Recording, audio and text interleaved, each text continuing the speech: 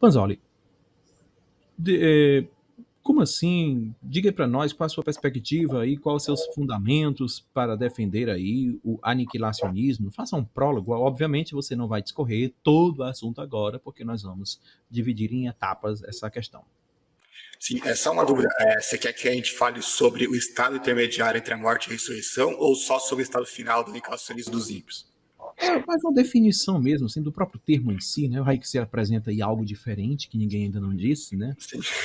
Ó, vou fazer um resumo então da crença, bem resumido assim. A gente vai lá para Gênesis 2:7, a gente vê. Então o Senhor Deus formou o homem do pó da terra e soprou em suas narinas o fôlego de vida e o homem se tornou uma alma vivente. Então o que é a alma? É algo que Deus colocou na natureza do homem, né? Deus criou uma alma imortal e soprou essa alma no homem? Não, é o que o homem se tornou como resultado da fusão entre o corpo e o espírito, né? Que é o pó da terra e o fôlego da vida. Então a alma é o Sim. resultado, né? É o que o ser humano é, não é o que o ser humano tem. Né? Nós não temos uma alma, nós somos uma alma, né? O que a Bíblia ensina a respeito do destino da alma após a morte? No meu livro, que é estou fazendo uma nova versão do meu livro, né? Já está com 1.800 páginas, né? Ainda falta um pouco ainda para terminar. Eu fui em todas as ocorrências do termo alma, no hebraico nefesh, e no grego psique, aparece cerca de 750 vezes. Eu fui em cada uma delas lá e vi que em 300 dessas 700 vezes está no contexto onde a alma morre. Né? Então, por exemplo, Josué 20:28, está lá que Josué exterminou toda a alma que vivia naquela cidade. Né? Então, é claro que se a gente for na Bíblia, né, nas traduções que a gente usa aqui, a gente não vai encontrar o termo exterminou toda a alma que nela vivia. Mas se a gente for no hebraico, a gente vai encontrar essas expressões. Né? Então, existem 300 textos bíblicos onde a morte da pessoa é retratada como sendo a morte da alma. Né? Muitos textos bíblicos onde a Bíblia traduz como cadáver, por exemplo, está ali, que é nefesh. Né? Então, a Bíblia frequentemente usa o termo para morte, né? Alma que pecar, essa morrerá e tudo mais, em relação à alma, né? E não apenas em relação ao corpo, como acreditam os imortalistas. Em relação ao estado entre a morte e a ressurreição, ele é retratado na Bíblia como eufemismo do sono, justamente porque o sono retrata a inconsciência, né? Ou seja, você não está em um estado de atividade após a morte, né? Tem um texto lá em Eclesiastes que fala lá em Eclesiastes 9:10, que eu vou ler aqui. O que as suas mãos tiverem que fazer, faça com toda a sua força, pois o Sheol, que é justamente onde os imortais acreditam que a alma vai depois da morte, né, o estado intermediário, para onde você vai, não há atividade, nem planejamento, não há conhecimento e nem sabedoria alguma. Né? Então, para o autor de Eclesiastes, não existia qualquer tipo de atividade, né, de vida consciente no Sheol. A gente vê essa mesma realidade sendo tratada em diversos textos bíblicos. Né? Se a gente for lá, por exemplo, no Salmo, capítulo 6, verso 5, a gente vê, né? Quem morreu não se lembra de ti, e no Sheol quem te louvará? Né? Aqui a pergunta é obviamente retórica, a resposta é simplesmente não. Né? Então, agora, se a alma continuasse viva depois da morte, a primeira pessoa de quem a gente se lembraria seria Deus, né? Obviamente. E, no entanto, para ele, para o salmista, né, é impossível você sequer se lembrar de Deus, quanto menos você louvá-lo. Né? Então, para resumir, a existência é depois da ressurreição e não entre a morte e a ressurreição. A gente vê isso com mais clareza ainda quando a gente vai lá para 1 Coríntios, no capítulo 15, a partir do verso 18, Paulo vai dizer o seguinte, né? Só para contextualizar, no capítulo 15 de 1 Coríntios, Paulo fala o que aconteceria se não houvesse a ressurreição dos mortos, né? E aí ele fala algumas coisas interessantes. Por exemplo, no verso 18 ele diz: neste caso também os que dormiram em Cristo estão perdidos. Né? Outras traduções colocam, né, pereceram, né, com o grego apolume que aparece aqui. Aí eu pergunto, né, será que realmente os mortos estariam perdidos ou teriam perecido se não houvesse a ressurreição? Porque para os imortalistas, os mortos estariam lá com Cristo, com uma alma incorpórea, do mesmo jeito lá no céu. Né? Então eles não estariam perdidos, muito menos teriam perecido. Aí ele diz o verso 19: se é somente para esta vida que temos esperança em Cristo, dentre todos os homens somos os mais dignos de compaixão. Né? Agora, será que realmente haveria somente esta vida, que Paulo diz, né? Que se não houvesse a ressurreição, então a nossa esperança se limitaria apenas a esta vida, né? A esta vida presente. Né? Então, ou seja, claramente indicando que não existiria vida após a morte se não houvesse a ressurreição, porque é só na ressurreição que a gente obtém a vida apóstata. E por fim, para citar aqui um texto lá de verso 32, que Paulo diz: se foi por meras razões humanas que eu tenho com férias em Éfeso, que ganhei com isso? Se os mortos não ressuscitam, comamos e bebamos, porque amanhã morreremos. Né? Então, porque Paulo recomenda que a gente viva de uma forma hedonista, né? Come e bebe, porque amanhã você morre, né? Se não houvesse ressurreição. Obviamente, porque para ele só existiria vida póstuma com a ressurreição, a partir da ressurreição. Agora, imagina se realmente a alma estivesse no céu antes disso, né, com um espírito incorpóreo, material, estivesse no céu antes da ressurreição, e se não fosse pela ressurreição, ele continuaria no céu do mesmo jeito, só não haveria a religação entre o corpo e a alma, né? Será que ele teria dito isso, né? Come e bebe, que amanhã você morre? Promete sua própria salvação, né? Nem que seja, né, viva do jeito que as pessoas que do mundo vivem, que não tem nenhum problema, né? Come e bebe, que amanhã você morre, né? Será que ele diria isso se realmente a alma fosse para o céu depois da morte, né? Obviamente que não, né? Para ele não existiria nada depois da morte se não fosse pela ressurreição. Por isso que ele diz, né? Pode ver de forma hedonista, por quê? Porque não existiria nada. A morte seria a cessação da existência para sempre. Né? Agora, nós, como cristãos, acreditamos que existe a ressurreição dos mortos e por isso vale a pena viver para Deus. Por quê? Porque na ressurreição a gente vai ser ressuscitado para herdar uma vida eterna. Então é isso que a Bíblia ensina em relação ao estado intermediário, né, entre a morte e a ressurreição. E eu vou deixar que o Bruno explique para a gente o que acontece então com os ímpios, né, no aniquilacionismo final. Um pouquinho. Brincadeira.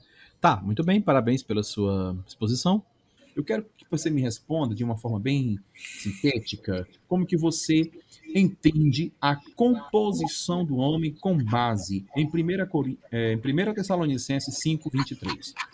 Então, sobre a composição do homem, não é nem tricotômica nem dicotômica. Por quê? Porque tanto a dicotomia quanto a tricotomia, elas partem do pressuposto do dualismo, né? Ou seja, que a natureza humana é dividida entre um ente imaterial e um ente físico, né? Então é como se você fosse duas pessoas em uma, por assim dizer, né? Daí esse ente que está dentro do ser humano, ele sai do corpo depois da morte, vai para algum lugar, né?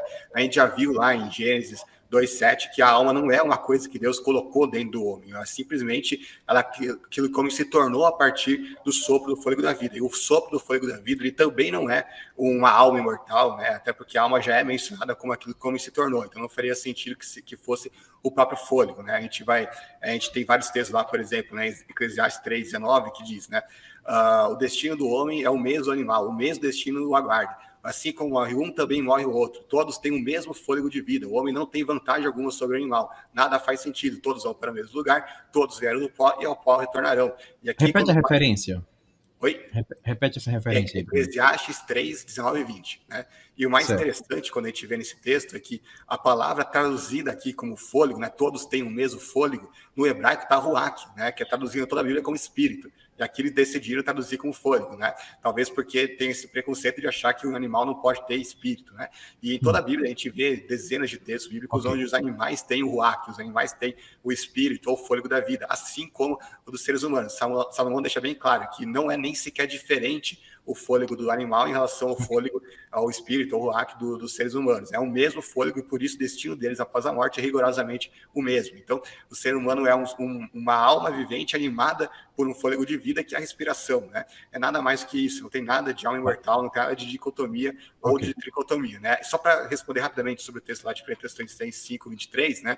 O texto não fala que o ser humano é dividido entre corpo, alma e espírito, ele simplesmente menciona, né, que o Deus da paz o santifique inteiramente, que todo espírito, alma e corpo de vocês será conservado e irrepreensível na vida de nosso Senhor Jesus Cristo. Aqui o espírito representa o nosso lado espiritual, a alma, o nosso lado psíquico e o corpo, o nosso aspecto físico. Se a gente vê, por exemplo, tem texto onde Jesus diz, né, ame a Deus com todo o coração, alma, força e entendimento. Será que Jesus estava dividindo a natureza humana em 4 partes, né? Em coração, alma, força e entendimento, que nem os imortalistas fazem com 1 Tessalonicenses 5:23? Evidente que não, né? Ele está apenas descrevendo aspectos da natureza humana, características e não partes, né, do ser humano que de fato é indivisível. Ok. Eu particularmente entendo que não tem uma pretensão esse texto bíblico de propor uma divisão, né, mas holisticamente um ser composto. Qual é a dificuldade de compreender, querido Banzoli, a morte, o aniquilacionismo, como um estado existencial desprovido de presença de Deus? Qual a dificuldade de compreender? Por que não devemos compreender assim? Sim, eu vou ler aqui alguns textos bíblicos para mostrar esse ponto. Salmo 73, vamos ler a partir do versículo 16. Quando eu tentei entender tudo isso, foi difícil para mim, até que entrei no santuário de Deus e então compreendi o destino dos ímpios. Certamente põe esse terreno escorregadio e os faz cair na ruína, como são destruídos de repente e completamente tomados de pavor. São como o sonho que se vai quando a gente acorda, quando te levantares, Senhor, tu os farás desaparecer. A gente vai ver um texto aqui que mostra que a visão de Pedro não era de uma morte simplesmente espiritual, né? 2 Pedro 2,6. também condenou a cidade de Sodoma e Gomorra, reduzindo-as a cinzas, tornando como exemplo do que acontecerá aos ímpios. Então aqui ele diz, qual vai ser o destino dos ímpios? Ele diz, vai ser reduzidos a cinzas. Será que ele está falando de cinzas espirituais, né, e continuam eternamente vivas, o Guiena, ou seja lá onde for? Não, porque ele diz que vai ser exatamente igual aconteceu com Sodoma e Gomorra. Os habitantes de Sodoma e Gomorra estão queimando no meio de um fogo até hoje lá, as regiões lá que caiu o fogo sobre eles? Óbvio que não, né? Então a analogia de Pedro só faz sentido se os ímpios forem aniquilados da mesma forma que os habitantes de Sodoma e Gomorra foram, que é um texto perfeitamente simples, autoexplicativo, né? Aí alguns moralistas vão dizer que não, porque aqui essa aniquilação está falando apenas dessa vida, não da apóstolo, né? Mas a gente tem vários textos que contrastam o destino do justo com o do ímpio. Por exemplo, Provérbios 2, 21 e 22. Pois os justos habitarão na terra, os íntegros nela permanecerão. Mas os ímpios serão eliminados da terra, e os infiéis serão arrancados. Provérbios 19, 16. Quem obedece aos mandamentos de Deus preserva a vida, mas quem despreza os seus caminhos morrerá. Ou Salmo 37, 9. Mas os maus serão eliminados, os que esperam o Senhor receberão a terra por herança. Então aqui tem uma antítese, né? O destino dos vivos, dos salvos, é a vida eterna, o destino dos ímpios é serem eliminados, né? Então ele não está falando dessa vida, porque nessa vida todos morrem. Ele está falando da vida apóstola, né? Que se obtém após a ressurreição. E ao contrário do que Agostinho e vários imortalistas afirmaram, e afirmam até hoje, ao longo dos séculos, de que o fogo do Guiena ele não consome os ímpios, ele queima, mas não consome, porque se eles são consumidos, eles têm que deixar de existir. A Bíblia diz dúzias de vezes que os ímpios vão ser, de fato, consumidos, né? A gente vê lá Hebreus 10, 27, né? Que os ímpios esperam tão somente uma terrível expectativa de juízo e de fogo intenso que há de devorar os rebeldes, né? Isaías 26, 11, que o fogo reservado para os adversários do Senhor os consumirá. Isaías 29, 6. Repentinamente, no instante, o Senhor dos Exércitos virá com trovões, terremoto, estrondoso ruído, como tempestade de furacão e chamas de um fogo devorador. Isaías 47, 14. Que, sem dúvida, eles serão como retolho, o fogo os consumirá. Então, aqui eu nem vou ler todos os textos, né? Tem até Malaquias 4:1, que diz que não lhes deixará nem raiz nem ramo, enfim, que toda a linguagem bíblica é que eles não vão se queimar eternamente no fogo que não vai consumir eles, assim que eles vão ser inteiramente consumidos, devorados por esse fogo. E falando no texto do Apocalipse, o lago de fogo no Apocalipse é apenas uma figura de linguagem para falar da segunda morte, e não é citado o lago de fogo em parte nenhuma da Bíblia, né? Só no Apocalipse, que é um livro repleto de figuras, forças de expressão, metáforas e tudo mais, né? Então, em Apocalipse 20, 14 diz, então a morte e o inferno, e o Hades, né, que algumas traduções traduzem do inferno, foram lançados ao lago de fogo, e o lago de fogo é a segunda morte. Ok. Mas será que, de fato, isso quer dizer que a alma vai ser destruída? Entendeu? Será que isso é tão suficiente para compreender a alma sendo destruída? Entendeu? Levando em conta também outros detalhes que eu não quero agregar na pergunta, porque eu já agreguei falando sobre será que isso não é um subterfúgio para defender um outro valor doutrinário? Será que isso não é, digamos, que uma forma de me respaldar para subsidiar uma outra vertente doutrinária? Ou não? Qual é, então? Vocês entenderam? Destruído. Eu digo que isso não é suficiente para provar o aniquilacionismo. Morte, a palavra morte em si nem adianta dispor da sua etimologia, ela também não é suficiente, porque percebamos que o próprio Jesus, reiterando novamente aqui, ele chamou de morto aqueles que estavam ainda respirando. Banzoli, pode ficar à vontade. Bom, vamos lá. Em primeiro lugar, o Samuel Baciotti, no livro dele, vou tentar falar mais devagar agora, porque tem gente reclamando que eu falo muito rápido, então eu vou tentar falar mais devagar.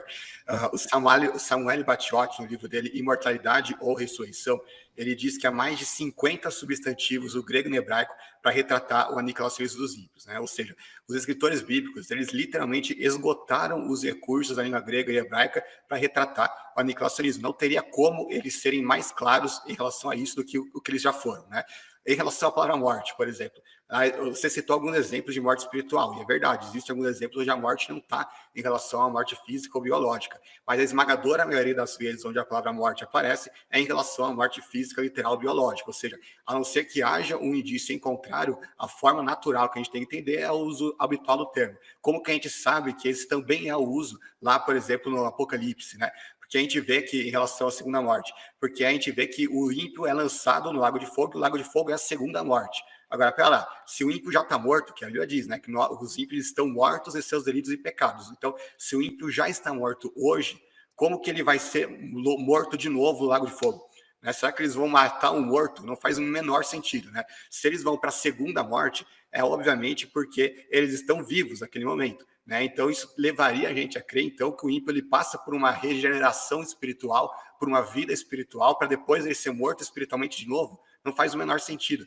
No aniquilacionismo isso faz. Por quê? Porque o ímpio ele ressuscita do estado da morte, né? A primeira morte é uma morte física, literal, ele ressuscita, passa pelo julgamento, é julgado, é castigado pelos seus pecados, e então ele é subjugado, entregue à segunda morte, que é uma morte física, literal também. Então você não vai matar um morto, você vai matar um vivo, né? Então, obviamente, a linguagem da segunda morte exige que eles estivessem realmente, que seja uma morte física, literal, biológica, e não apenas uma morte espiritual. Em segundo lugar, é importante pautar o seguinte: a Bíblia não é o único documento antigo, né? Tanto no mundo grego quanto no mundo judaico da época, existiam imortalistas, existiam aniquilacionistas. E se a gente vê, tanto os autores gregos quanto os autores judaicos do período intertestamentário que eram aniquilacionistas, eles retratavam o aniquilacionismo exatamente da mesma forma e com os mesmos substantivos, com a mesma linguagem que os escritores bíblicos retratavam. Ou seja, se eles fossem realmente imortalistas, eles estariam se usando uma linguagem inapropriada que iria igualá-los aos aniquilacionistas daquela época, né?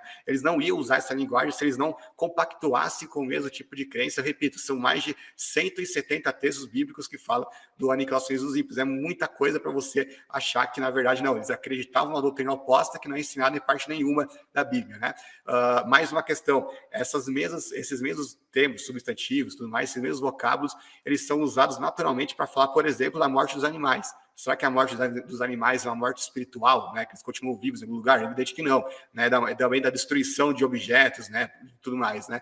E é a mesma linguagem que eles empregam para a morte dos homens. Aí já viu lá, eu falei anteriormente, na minha fala anterior, que em 2 Pedro 2,6, Pedro não apenas diz que os ímpios vão ser reduzidos às cinzas, ele diz que vão ser reduzidos às cinzas exatamente da mesma forma que os habitantes de Sodoma e Gomorra foram. Será que os habitantes de Sodoma e Gomorra eles foram literalmente reduzidos às cinzas, ou eles continuaram vivos lá no meio do fogo, né? Com uma alma imortal, sei lá o quê? Não, eles foram literalmente consumidos pelo fogo. Então, se Pedro diz que vai acontecer exatamente o mesmo com os ímpios, então essa aniquilação tem que ser literal, tem que ser totalmente real, né? Então é basicamente isso. Depois eu posso ampliar esse pensamento se você quiser, mas para não me prolongar muito, eu vou passar a palavra. Sim. Deixa eu só fazer um apontamento rápido aqui sobre isso, só para complementar minha resposta. Romanos 2, 6 e 7 diz: Deus retribuirá a cada um conforme o seu procedimento. Ele dará vida eterna aos que, persistindo em fazer o bem, buscam glória, honra e imortalidade. Então, a imortalidade é uma coisa que tem que ser buscada. Se todos os ímpios vão ser imortais no inferno, ou seja, eles vão viver para sempre, então eles não teriam que buscar, ninguém teria que buscar a imortalidade, ninguém tem que buscar o que já tem, né? Como seria se Deus já tivesse implantado uma alma na natureza humana. E 2 Timóteo 1,10 também diz, né, que Deus tornou inoperante a morte e trouxe à luz a vida e a imortalidade por meio do Evangelho. Que a gente vê que é só por meio do Evangelho que a gente tem a imortalidade. Os ímpios creem no Evangelho? É evidente que não. Então eles não podem ser imortais. E aqui o termo imortalidade, o imortal, ele sempre é usado na Bíblia no sentido literal, não no sentido meramente espiritual, né? Tem um texto bem clássico que diz que o salário do pecado é a morte, mas o dom gratuito de Deus é a vida eterna. Aqui a vida eterna, será que é uma vida meramente espiritual e não uma vida literal? É uma vida literal, então a morte teria que ser literal também. Ok, vamos lá a pergunta. Para Lucas Banzoli, ele ainda utiliza o Salmo 37, né, como prova para o aniquilacionismo do fim dos tempos, né? O próprio versículo 37 diz que o salmista diz que procurou o ímpio e não encontrou mais, né? O contexto do Salmo é mais para a vida do ímpio, né, neste mundo mesmo, do que para o fim dos tempos, né? Todo mundo que está em casa pode ver o contexto do Salmo. E se ele utiliza também a expressão como palha, né, de Malaquias 4:1, né, como referência a aniquilação dos ímpios no fim dos tempos, segundo a visão dele, porque a palha queima rapidamente, né? E a visão dele diz que o ímpio passará um tempo sendo aniquilado e depois será destruído. Então, e além, né, da própria expressão como palha ser utilizada no Êxodo 15:7, né, para a morte dos egípcios por água, né? Então, eu queria saber, né, da parte dele, se ele ainda utiliza essas duas passagens. Entendeu, Banzoli? Sim, posso responder? Pode. Então, sobre o Salmo 37, ele apenas afirma, ele menciona um exemplo de um ímpio que morreu, mas é apenas um exemplo didático para falar daquilo que vai acontecer com eles no fim dos tempos. Né? Por quê? Porque em todo o capítulo ele coloca a eliminação dos ímpios como eliminação futura. Vou citar aqui alguns versículos, você vai ver que todos eles está sendo citado o verbo sempre no futuro. Por exemplo, verso 9. Pois os maus serão eliminados, mas os que esperam no Senhor receberão a terra por herança. 10. Um pouco de tempo e os ímpios não mais existirão, por mais que os procurem, não serão encontrados. Né? Verso 20. Mas os ímpios perecerão, e os inimigos do Senhor serão como a gordura dos cordeiros, desaparecerão e em fumaça se desfarão. 22. Aqueles que o Senhor abençoa receberão a terra por herança, mas os que ele amaldiçoa serão eliminados. 28. Eles serão preservados para sempre, falando dos justos, mas a descendência dos ímpios será eliminada. 34. Espere no Senhor e siga a sua vontade. Ele exaltará, dando-lhe a terra por herança. Quando os ímpios forem eliminados, você o verá. 36. Aí ele vai, aquele versículo ele cita, né, do cara que desapareceu e não mais existia, que é um exemplo didático para falar daquilo que vai acontecer para os ímpios. Né? E o 38. Mas todos os rebeldes serão destruídos, futuro para os ímpios nunca haverá. Então aqui a gente vê claramente que para ele, os ímpios eles serão no futuro aniquilados. Né? Não está falando de uma coisa que já aconteceu naquela época, não está que ele diz que o justo herdará a terra. Né? Então se fosse assim, a terra, que se ele estivesse falando no tempo presente, então na terra de Israel já existiria apenas justos na terra. Né? Não existia ímpio, não iria existir ímpio naquela época. Né? Existia apenas justos e o ímpio já teria sido aniquilado. Né? E não é isso que acontece. Claramente ele está falando de um evento futuro em que os ímpios vão ser todos aniquilados e só os justos vão herdar a terra. Para mim isso é impossível que esteja mais claro. Sobre o texto da palha, né? Eu não defendo que os ímpios vão ficar queimando por um tempo para depois serem aniquilados. Quando a Bíblia fala de queimar, ela está falando do aniquilacionismo em si, que acontece no Guiena. Eu creio sim, e aí esse é um ponto que vai ter divergência com o pensamento dos dois amigos que estão aqui na live, que os ímpios vão ser castigados por um tempo antes de serem aniquilados. Mas a Bíblia nunca diz que esse castigo vai ser com o fogo. Sempre que a Bíblia menciona o fogo em si, é para falar do fogo que vai exterminar os ímpios, não de algum castigo que eles estejam sofrendo conscientemente no meio do fogo. Então é para deixar bem claro isso. Tem vários textos que falam do castigo dos ímpios, mas todos eles nenhum deles menciona o elemento fogo. Quando ele menciona o elemento fogo, é para falar do aniquilacionismo em si. Por isso que não condiz aquilo que ele falou, que mas o fogo pega na palha rápida e tudo mais. Né? Porque é exatamente isso que eu creio. Né? Vai ser rapidamente queimado e rapidamente eliminado. Sobre Malaquias 4:1, vamos lá o texto. Né? Pois certamente vem um dia ardente como fornalha, todos os arrogantes e os malfeitores serão como palha, e aquele dia que está chegando ateará fogo neles, diz o Senhor dos Exércitos, nem raiz, nem galho algum sobrará. Então, para mim, o mais importante desse versículo não é nem o fato da palha em si, né? Mas sim o que ele diz a sequência, nem raiz, nem galho algum sobrará, que é simplesmente uma força de expressão, né? A figura de linguagem para retratar o quê? Justamente que não vai restar nada do corpo dos ímpios, vai ser completamente consumido, assim como que a palha, né? Que não resta nem raiz, nem galho que sobra, né? Então, basicamente é isso, e a analogia que a Bíblia faz sempre que ela menciona o fogo é sempre uma analogia de destruição total e não de você permanecer existindo conscientemente no fogo pelos séculos dos séculos. Muito bem. Queridos aniquilacionistas, Adão e Eva estavam no Éden. Antes do pecado, eles eram imortal ou eles eram mortalistas? Então, essa questão, essa mesma pergunta que você fez, teve dois pais da igreja do segundo século que trataram especificamente dessa questão. E são dois pais mortalistas, né? Por isso que eu acho bem interessante mostrar o ponto de vista deles. Um deles foi Teófilo de Antioquia, que ele escreveu no seu segundo livro, Autólico, ele disse: o homem foi criado como ser intermediário, nem completamente mortal, nem absolutamente imortal, mas capaz de uma coisa e de outra. Isso no capítulo 24. No capítulo 27 ele diz: poder-se-á dizer, o homem não foi criado mortal por natureza? De jeito nenhum. Então foi criado imortal? Também não dizemos isso. Então não foi criado nada? Também não dizemos isso. O que afirmamos é que, por natureza, foi feito nem mortal, nem imortal. Porque se desde o princípio tivesse criado imortal, o teria feito Deus. Por outro lado, se eu tivesse criado mortal, pareceria que Deus é a causa da morte. Portanto, não o fez mortal nem imortal, mas, como dissemos antes, capaz de uma coisa e de outra. Assim, se o homem se inclinasse para a imortalidade, guardando o mandamento de Deus, receberia de Deus o galardão da imortalidade e chegaria a ser Deus. Mas se voltasse para as coisas da morte, desobedecendo a Deus, seria a causa da morte para si mesmo, porque Deus fez o homem livre e senhor de seus atos. Tem outras citações aqui, tanto de Teófilo como de Taciano, mas para resumir aqui, eu só vou citar isso daqui. Então, o pensamento deles era o seguinte: o homem não foi criado naturalmente imortal, nem naturalmente imortal. Deus simplesmente criou um homem com uma imortalidade condicionada à obediência a Deus. Até como se Deus tivesse falado, ó, escolhe, você quer a mortalidade ou você quer a imortalidade? E aí ele colocou a árvore do conhecimento do bem e do mal ali. Se o homem nunca tivesse comido a árvore do conhecimento do bem e do mal, ele seria imortal. Agora, como ele pecou, aí ele perde, né, essa condição de poder ser imortal. Né, porque era uma coisa, era uma imortalidade condicional, né, não era nem naturalmente imortal, nem naturalmente mortal. Então a gente vê lá, por exemplo, Gênesis 2,17, eu acho que é o texto que inclusive já foi citado aqui, né? Mas é o texto que dá fundamentação a isso. Mas não coma da árvore do conhecimento do bem e do mal, porque no dia em que dela comer, você certamente morrerá. Né? Então aqui a morte, ela é colocada como uma possibilidade de acontecer se ele tivesse comido da árvore do conhecimento do bem e do mal. E se ele não tivesse comido, aí sim ele seria imortal. Então a resposta mais resumida é essa, né? Ele não foi nem criado naturalmente imortal, nem naturalmente imortal, mas sim capaz de uma coisa ou de outra. Deus colocou as duas condições diante dele, com livre-arbítrio, para ele decidir por uma coisa ou por outra. E por fim, só para terminar aqui, se Deus tivesse criado o homem naturalmente imortal, não faria nem sentido Deus ter colocado uma alma no homem, né? Porque Deus teria colocado uma alma imortal para um ser que já tinha sido criado como imortal, para não morrer, né? Não faria nenhum sentido isso, né? Então isso, na verdade, é mais uma prova de que Deus não colocou uma alma imortal no homem, porque não faria sentido Deus colocar uma alma imortal para um ser que já não foi criado para morrer.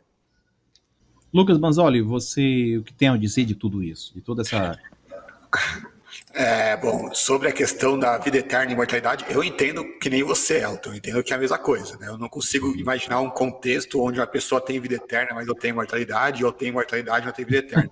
Se você vê no dicionário, o significado de ambos é basicamente o mesmo e na prática eu não consigo ver uma diferença substancial, né? Então, para mim, é a mesma coisa. Sobre se o estado do ser humano depois da ressurreição ele é igual o de Adão antes da queda, eu não acho. Eu acho que é um estado muito próximo, de fato, mas nosso estado pós-ressurreição vai ser superior ao de Adão.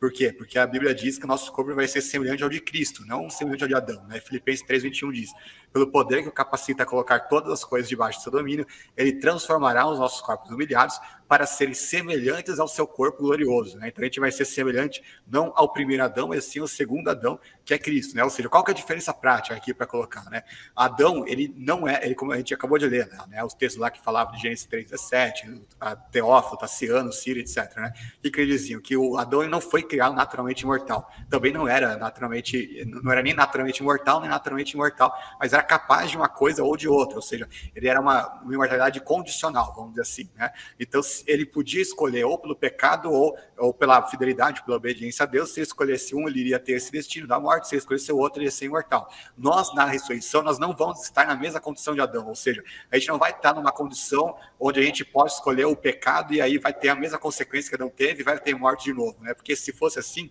a gente teria morte no estado eterno, a gente teria gente pecando e, sei lá, sendo aniquilado depois do estado eterno, ia ser a mesma coisa que essa vida presente, atual, né? E obviamente não é o caso. Então, na ressurreição, a gente não vai pecar, não vai existir nem a possibilidade do pecado, né? A gente poderia ter uma outra discussão só sobre isso, que é uma discussão bastante profunda, né? Inclusive, mas para resumir, a gente na ressurreição a gente vai estar numa condição superior à de Adão, ainda que no sentido do aspecto físico em si do corpo, ele é o mesmo, né? No sentido de que vai ser um corpo físico, né? Que não vai ser sujeito a doença, a traços de envelhecimento, etc., né? Nesse quesito. Como que vocês, os imortalistas, né, os imortalistas explicam acerca da imortalidade com o seguinte ponto: Jesus vindo e aqueles que os transpassaram também poderão ver Jesus. Então, a resposta disso é extremamente simples, porque eles vão ser ressuscitados. Simples. Até os ímpios? Sim, é que essa é uma crença que vai distinguir o meu pensamento do pensamento dos testemunhos de Jeová, né? Que os testemunhos de Jeová, só os justos ressuscitam. Me corrija se eu estiver errado, né?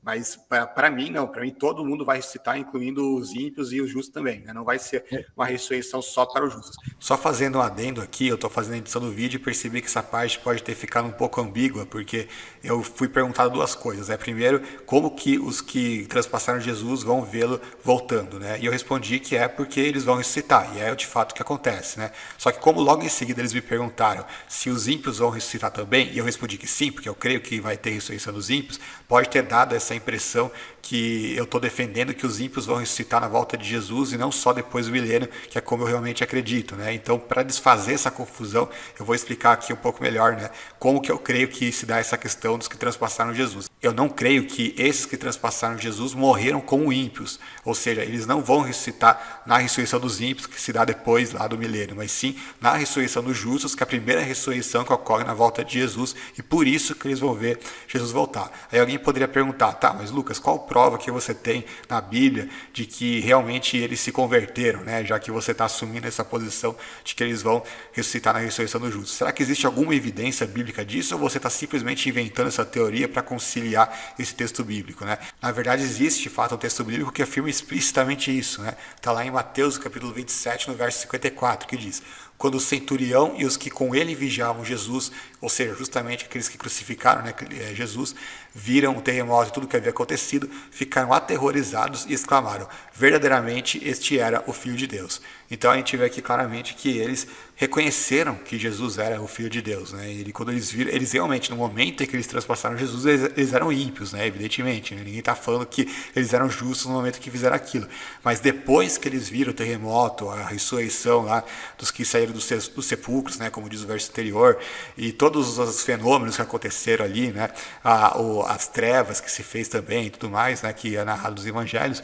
Quando eles viram tudo isso acontecer, aí eles reconheceram que realmente ele era o Filho de Deus, ou seja, que eles crucificaram Jesus erroneamente. E como eles reconheceram que Jesus era o Filho de Deus, o que se presume disso é que eles realmente se converteram e, portanto, eles vão ressuscitar na primeira ressurreição, que é a ressurreição dos justos, e dessa forma eles vão ver a volta de Jesus. Então a explicação é perfeitamente simples. Inclusive, existe na tradição católica a crença de que esse centurião se chamava Longuinho, né? Daí que vem o mito de São Longuinho, né? Que inclusive é aquele santo que você dá 3 pulinhos, se não me engano, né? Que aí você consegue atrair a atenção dele, conseguir algum favor, sei lá. Mas obviamente isso daí não é uma crença que a gente pode dar crédito, mas a despeito dele se chamar São Longuinho ou não, né? A despeito dele ser um santo ou não, o fato é que realmente a gente vê nesse texto bíblico que ele se converteu, e né, ele e os que estavam ali com ele vigiando Jesus, então não há nenhuma razão a pensar que ele não possa ressuscitar na ressurreição dos justos, né? Então é isso. Só fazer um apontamento aqui, que tem uma pessoa, o Eric Saur, ele tá rodando o chat com um monte de comentário, o mesmo comentário, né, um monte de vezes. Eu quero só aproveitar aqui para responder ele, né? Ele falou: Lucas Lozano, espaço é inimigo da imortalidade. Homens e o planeta Terra, como os imortais na Terra um dia lidarão com espaço limitado no nosso planeta Terra na geografia? Então, pelo que eu entendi da pergunta, ele está querendo dizer o seguinte: se a gente vai morar na nova Terra, né, durante a eternidade, e todos os salvos de todas as épocas vão estar lá, ele vai ter pouco espaço para essas pessoas morarem, né? Se eu entendi, é isso, né? Na verdade, essa é uma concepção errada da própria Terra, né? Na verdade, a Terra é muito menos povoada do que aquilo que parece. Por exemplo, no Brasil, apenas 0,2% do território é ocupado por cidades e infraestrutura. Tem um artigo do Instituto Mises, né, que deixa eu ver, se chama O Mundo Está Superpovoado. Eles dizem aqui, né, que se toda a população do planeta atual caberia confortavelmente no estado americano do Texas, e se ela toda fosse para o estado do Amazonas, a densidade populacional seria equivalente à da cidade de Curitiba. Para você ter uma ideia de como essa noção de que está tudo superlotado e tal, não é uma noção correta, precisa, né? E para adicionar isso, primeiro, duas coisas aqui. Antigamente havia muito menos gente no mundo do que existe hoje, né? Essa coisa de existir 8 bilhões de pessoas no planeta é uma coisa muito moderna, muito recente. Até o início do século passado existia, né, bem menos de 1 bilhão de pessoas no mundo, né? Na época de Jesus havia 200 milhões só. E segundo, a Bíblia diz em vários textos que muito mais gente vai se perder do que vai ser salva. Então, quando a gente considera tudo isso, não vai ter um superpovoamento da Terra. Além, claro, eu poderia argumentar que tem o texto do Apocalipse, que fala que o mar já não existe, então teria muito mais espaço terreno na Terra. Eu poderia argumentar que a gente pode colonizar outros planetas, mas aí já iria aprofundar essa discussão para muito além, né? Então, nem preciso entrar nesse ponto aqui. E para terminar, alguém ficou sem dar as considerações finais? Falta o Banzoli. Banzoli, fica à vontade para fazer suas considerações finais e logo após eu rodo mais um vídeo. E aí a decisão é de vocês, comentarem ou não. Sim, só para terminar, então, já que a consideração final, eu tô com poucos inscritos lá no meu canal, então quem quiser dar uma força lá, digita lá Lucas Manzoli no YouTube e segue lá no meu canal. E também tem no meu site www.lucasmanzoli.com, tem 20 livros, mais ou menos, que eu disponibilizo todos eles de graça, a versão em PDF, para quem quiser baixar ele. Né? Eu estou escrevendo, inclusive, a nova versão do meu livro da Lenda da Mortalidade da Alma, já está com 1.800 páginas, então vai ter bastante material aí, bastante conteúdo. Né? Bom, já que falaram que eu sou uma metralhadora de textos bíblicos, então quero terminar ao melhor estilo, né? Metralhando mais textos bíblicos aqui, né? Vamos lá, Salmos 94, 17, né? Esse é o texto que eu não citei aqui até agora, né? Então achei que seria o único momento, né, que tem ainda para citar. Se o Senhor não for em meu auxílio, já minha alma habitaria no lugar de silêncio. Qual é esse lugar do silêncio onde a alma do salmista habitaria? Será que é o céu com altos louvores? Será que é o inferno com muita gritaria e tudo mais? Claro que não, né? É simplesmente a sepultura. J33, 28, ele resgatou a minha alma, impedindo-a de descer para a cova, e viverei para desfrutar a luz, né? Para onde a alma de Jó iria se ele morresse? Obviamente seria a cova, como ele mesmo diz. Salmo 146:4, quando o espírito dele se vai, voltam ao pó, e naquele dia perecem os seus pensamentos. Os pensamentos eles não são transportados para uma outra dimensão, né? Porque os imortalistas atribuem os pensamentos à função da alma, né? Então a alma deveria continuar existindo, então os pensamentos deveriam continuar existindo. No entanto, não, ele diz: morreu, o pensamento pereceu, acabou. Salmo 38, 18 e 19, nem a morte pode cantar-te louvores. Os que descem ao Sheol não esperam pela tua fidelidade. Os vivos, somente os vivos te louvam, como eu faço hoje. Eclesiastes 9:5, os mortos não sabem de coisa nenhuma. Eclesiastes 9:10, no Sheol não há obras, nem projetos, nem atividade, nem conhecimento nenhum. Atos 2:4, Davi não subiu aos céus. João 14, 2-3, se assim não for, não teria dito, pois vou preparar-vos um lugar, e quando eu for vos preparar um lugar, voltarei e vos tomarei para mim mesmo, para que onde eu estou estejais vós também. Então a gente só vai ir para onde Jesus está quando ele voltar para nos tomar com ele, e não quando a alma sai do corpo depois da morte. Hebreus 11, 39 e 40. Os heróis da fé não obtiveram a concretização da promessa, por haver Deus prometido uma coisa superior a nosso respeito, para que eles sem nós não fossem aperfeiçoados. A concretização da promessa, no contexto, está lá justamente falando da cidade celestial, né? E ele diz que eles não obtiveram porque é só com a gente que eles vão ser aperfeiçoados, né? Por quê? Porque a gente vai estar no mesmo momento no paraíso, e não como se eles antecipassem a gente, né? 2 Timóteo 4:8, né? Deus, desde agora, a coroa da justiça me está guardada, a qual o Senhor, justo juiz, me dará naquele dia. É claro, o dia da volta de Jesus, e não somente a mim, mas também a todos que amam a sua vida. Será que Paulo está 2.000 anos no céu sem receber a coroa da justiça dele ainda, né? Para terminar aqui, 2 Coríntios 4:14, né? Sabendo que aquele que ressuscitou o Senhor Jesus também nos ressuscitará com Jesus e nos apresentará convosco. Então, quando é que Paulo voltaria a ver os coríntios? Quando a alma dos dois saísse do corpo e fosse se encontrar no estado intermediário após a morte? Não. Quando ambos fossem ressuscitados para se encontrar. Então, aqui tem muitos textos que eu nem vou ler porque já está esgotando meu tempo aqui, mas se quiser, é só baixar meu livro lá e pode ler, ou mandar uma mensagem para mim que eu converso com todo mundo que quiser contactar.